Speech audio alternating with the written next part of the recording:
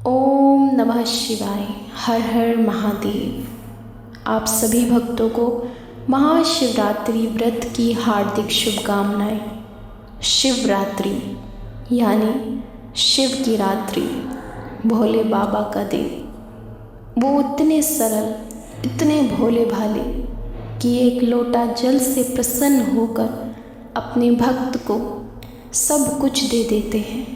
वो इतने सीधे हैं कि रावण जैसे महान राक्षस को पूजा करने पर सोने की लंका दे दी। यहाँ तक कि कैलाश पर्वत भी उसको सौंप दिया था। तो भला वो भोलेनाथ हमारी मनोकामना कैसे पूरी ना करें। आज उनका दिन है, आज उनकी सालगिरह का दिन है। तो आइए सुनते हैं ये महाशिवरात्रि व्रत की एक पौराणिक कथा, जिसे सुनने मात्र से आपका ये जीवन सफल हो जाता है। भगवान भोलेनाथ कहते हैं कि मैं अपने भक्त की जरा सी भक्ति से प्रसन्न होकर उसके जीवन के हर दुख का अंत कर देता हूँ। तो अपने चित्त में भगवान भोलेनाथ का ध्यान करें और इस कथा का पूरा श्रवण करें और अंत में महादेव का जयकारा जरूर लगा कर जाइएगा। कहते हैं, पूर्व काल में चित्रभानु नामक एक शिकारी था। जानवरों की हत्या करके वह अपने परिवार को पालता था। वह एक साहूकार का कर्जदार था, लेकिन उसका ऋण समय पर ना चुका सका। क्रोधित साहूकार ने शिकारी को शिव मठ में बंदी बना लिया। संयोग से उस दिन शिवरात्रि थी। शिकारी ध्यान मग्न होकर शिव संबंधी धार्मिक बातें सुनता रहा। चतुर्दशी को उसने शिवरात्रि व्रत की कथा भी सुनी। शाम होते ही साहूकार ने उसे अपने पास बुलाया और ऋण चुकाने के विषय में बात की। शिकारी अगले दिन सारा ऋण लौटा देने का वचन देकर बंधन से छूट गया। अपनी दिनचर्या की भांति वह जंगल में शिकार के लिए निकला, लेकिन दिन भर बंदी गृह में रहने के कारण भूख प्यास से व्याकुल था। शिकार खोजता हुआ वह बहुत दूर निकल गया। जब अंधकार हो गया तो उसने विचार किया कि रात जंगल में ही बितानी पड़ेगी। वह वन एक तालाब के किनारे एक बेल के पेड़ पर चढ़कर रात बिताने का इंतजार करने लगा। बेल वृक्ष के नीचे शिवलिंग था, जो बेल पत्रों से ढका हुआ था। शिकारी को उसका पता न चला। पड़ाव बनाते समय उसने जो टहनियाँ तोड़ी, वे संयोग से शिवलिंग पर गिरती चली गई। इस प्रकार दिन भर भूखे प्यासे शिकारी का व्रत भी हो गया और शिवलिंग पर बेलपत्र भी चढ़ गए।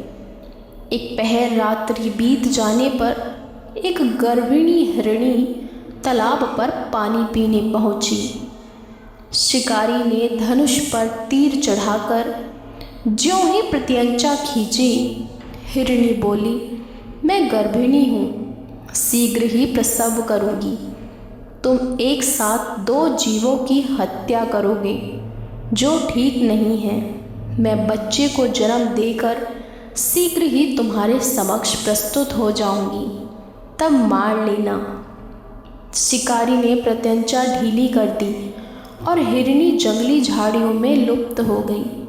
प्रत्यंचा चढ़ाने तथा ढीली करने के वक्त कुछ बेल पत्र अनायास ही टूटकर शिवलिंग पर गिर गए।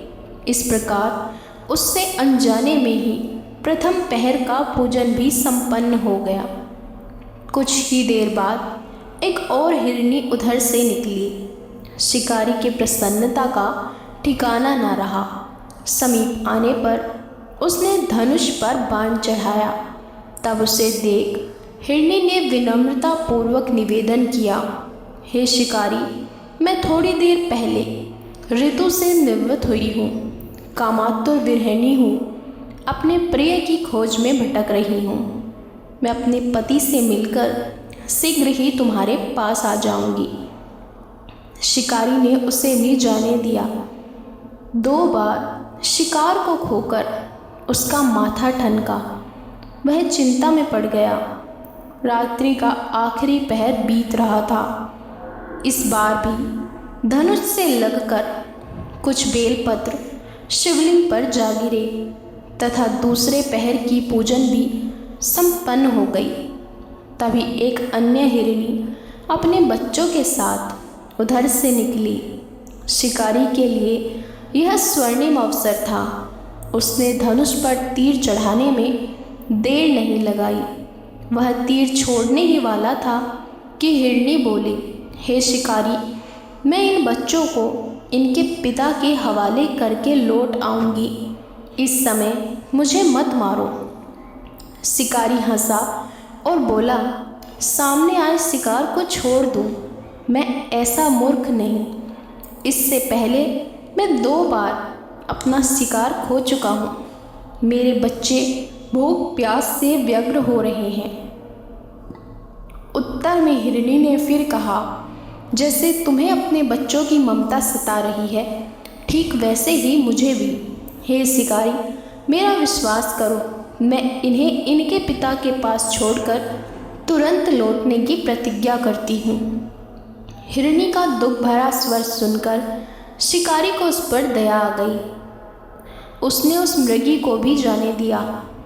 शिकार के अभाव में तथा भूख प्यास से व्याकुल शिकारी अनजाने में ही बेल वृक्ष पर बैठा बेलपत्र तोड़ तोड़ कर नीचे फेंकता जा रहा था। पो फटने को हुई तो एक हष्ट पुष्ट मृग उसी रास्ते पर आया। शिकारी ने सोच लिया कि इसका शिकार वह अवश्य करेगा। शिकारी की तनी प्रत्यंचा देखकर मृग विनीत स्वर में बोला, हे शिकारी, यदि तुमने मुझसे पूर्व आने वाली 3 मृगियों तथा छोटे छोटे बच्चों को मार डाला है तो मुझे भी मारने में विलंब न करो, ताकि मैं उनके वियोग में एक क्षण भी दुख न सह सकूं। मैं उन हिरनियों का पति हूँ। यदि तुमने उन्हें जीवन दान दिया है तो मुझे भी कुछ क्षण का जीवन देने की कृपा करो। मैं उनसे मिलकर तुम्हारे समक्ष उपस्थित हो जाऊंगा। मृग की बात सुनते ही शिकारी के सामने पूरी रात का घटना चक्र घूम गया। उसने सारी कथा मृग को सुना दी।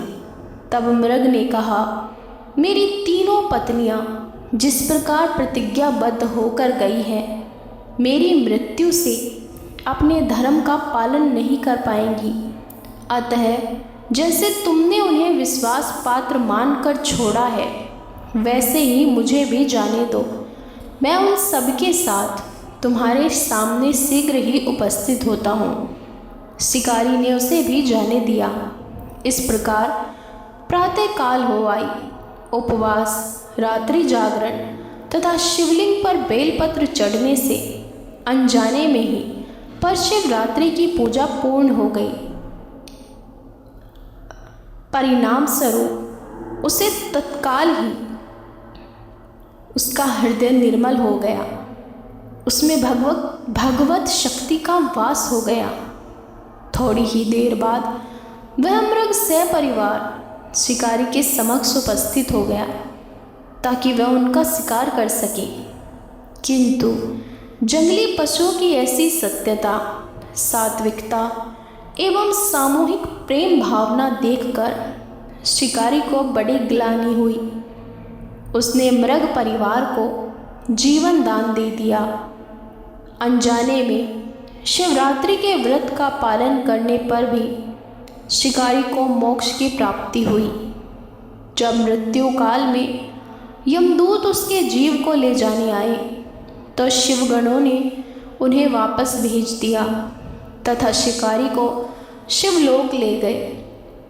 शिव जी की कृपा से ही अपने इस जन्म में राजा चित्रभानु अपने पिछले जन्म को याद रख पाए तथा महाशिवरात्रि के महत्व को जानकर उसके अगले जन्म में भी पालन कर पाए। शिकारी की कथा अनुसार महादेव तो अनजाने में किए गए व्रत का भी फल दे देते हैं, पर वास्तव में महादेव शिकारी की दया भाव से प्रसन्न हुए। अपने परिवार के कष्ट का ध्यान होते हुए भी शिकारी ने मृग परिवार को जाने दिया। यह करुणा ही वस्तुतः शिकारी को उन पंडित एवं पुजारियों से उत्कृष्ट बना देती है जो कि सिर्फ रात्रि जागरण, उपवास एवं दूध, दही, बेलपत्र आदि द्वारा शिव को प्रसन्न कर लेना चाहते हैं।